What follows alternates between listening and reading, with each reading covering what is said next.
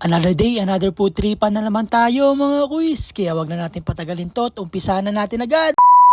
Hello mga quiz! Ngayong araw na to, samahan nyo kami ni Ate May nyo dito sa isa sa pinaka-paborito namin puntahan. Ito pala yung Sam's Pizza. At located lang sila dito sa number 44 Magsaysay Drive, Olongapo City. At isa pala sa dahilan kaya kami napapunta rito para tikman itong bago pa sa new, itong sweet savory Hawaiian Supreme Pizza na mayroong ham, bacon, and pineapple, bell pepper at ng kanilang signature sauce. At in-order na rin namin tong chicken in a wicket na 4 pieces na halagang 460 lang. Excited na kami matikman to kaya bago kong umpisahan yung food tripan na to mga quiz at bago ko bakbakin yung pagkain na to, tara! Kain po!